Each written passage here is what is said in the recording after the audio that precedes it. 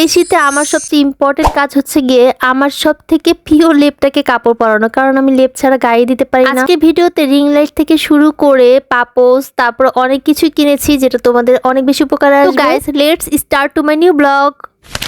আসসালামু আলাইকুম my beautiful guys, কেমন আছো তোমরা সবাই? আলহামদুলিল্লাহ আমি ভালো আছি। আজকে কিন্তু চলে গিয়েছিলাম শপিং করতে। আজকে শপিং করতে যে এই পর্দাগুলো দেখতেছিলাম, ভাবতেছিলাম আমার ভিডিওর ব্যাকগ্রাউন্ডে কোন ধরনের পর্দা নিলে অনেক বেশি ভালো লাগবে। আচ্ছা, তোমাদের কি মনে হয় ভিডিওর ব্যাকগ্রাউন্ডে কোন ধরনের পর্দা সব থেকে বেশি ভালো লাগবে? অবশ্যই কমেন্টস করে জানাবে, মানে কি কালার নিলে সব থেকে বেশি ভালো হবে। পর্দা কিনতে যে সোফার কভার, বেড কভার সবকিছু কিনতে ইচ্ছা করতেছিল, কারণ অনেক কিছুই ভালো লেগে গিয়েছিল। আর এই সুন্দর আর্টিফিশিয়াল ফুলগুলোর প্রাইস ছিল 1200 টাকা করে। দামাদামি করলে হয়তো একটু কমাবে। আর এখানে ঘড়ির দোকানে চলে গেছিলাম ঘড়ি কিনতে, কারণ আমাদের বাসায় একটা ঘড়ি নষ্ট হয়ে গিয়েছে। তারপরে যা দেখলাম ধানের শীষের একটা টপ, মানে আমি ইদানিং সবাইকে দেখি ধানের শীষ পিছনে নিয়ে তারপর হচ্ছে বক বক করতে। যাই হোক, এই ফুলগুলো আমার কিনতে হবে। সবকিছুতে কেন যেন মনটা আটকে যাচ্ছে, মনে হচ্ছে সবকিছু কিনে নিয়ে চলে আসি বাসায়। আম্মুকে নিয়ে গেছে, আর আম্মু তো এইটা ওটা দেখা শুরু করে দিচ্ছে, কোনটা থেকে কোনটা কিনবে কি আর বলবো। তারপরে দেখলাম এই সোয়েটার, উফ কি যে সুন্দর সুন্দর সোয়েটার ছিল। অ্যাকচুয়ালি আমি নিব না, বাসায় অনেকগুলো সোয়েটার হয়ে গেছে, আম্মু খুব বকা দেয়।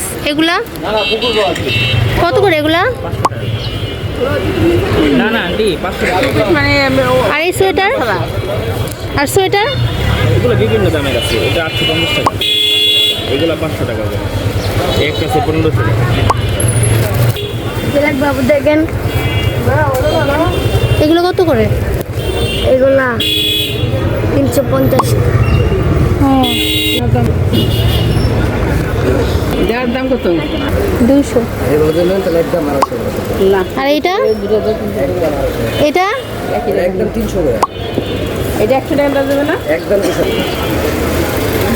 লিটারেলি গাইস, আম্মুর দাম বলা শুনে আমি মারাত্মক লজ্জা পাইছি, কিন্তু আসলে এইভাবে করে কিনা লাগে। মোস্ট অফ দ্য টাইমে আমি দামাদামি তেমন একটা করতে পারি না। আমার আম্মু মাশাআল্লাহ অনেক সুন্দর করে দামাদামি করতে পারে। তারপরে চলে আসছি ঘড়ির দোকানে, আর উঠে দেখতেছি এত সুন্দর একটা ঘড়ি, সেটা ছিল 7000 টাকা করে গাইস। যাই হোক, ঘড়ির দোকানে এসে মনে হচ্ছিল ধানমন্ডির কোনো ঘড়ির দোকানে চলে আসছি। এত দামি ঘড়ি কি করবো বাসায় রেখে। আপাতত এইসব ঘড়ি আমার কাছে আমার ঘরের চেয়ে সবচেয়ে বড় বেশি দামি মনে হচ্ছিল। দোকানে যে আমি প্রত্যেকটা সময় এই একটা কাজই করি, সবকিছুর প্রাইস জিজ্ঞেস করি আর হচ্ছে কি ভিডিও। তোমরা ভাই বোনা কাউকে বিরক্ত করার জন্য দিস ইজ, মানে আমি হচ্ছে কি জানার জন্য কোন ঘড়ির কত দাম, এগুলো ভবিষ্যতে কিনতেও তো পারি, তাই না? অনেক খোঁজার পরও মন মতো কোনো লেপের কভার পাচ্ছিলাম না। আবার সেরকম আন্তরিক দোকানদারও পাচ্ছিলাম না যে মন থেকে সুন্দর করে বুঝিয়ে দেখাবে। দোকানদার যদি আন্তরিকতার সাথে কথা বলতে পারে, তাহলে আমি কিনতে একটু দেরি করি না গাইস। লাস্ট এই দোকানে এসে এই লোকটা খুব আন্তরিকতা দেখাচ্ছিল, সাথে আমারও ভালো লাগছে। সো আমি চিন্তা করলাম যে এই মামার কাছ থেকে কেনা যায়। আমি অ্যাকচুয়ালি লেপের সাদা কভার একদমই পছন্দ করি না, সব সময় প্রিন্টের কাপড় দিয়ে আমি লেপের কভারটা বানাই। তাই আমি আজকে গজ কাপড় কিনেই লেপের কভার বানিয়ে তারপরে বাসায় নিয়ে আসছি। আর এই ফুলের বুকিটা এত বেশি সুন্দর ছিল।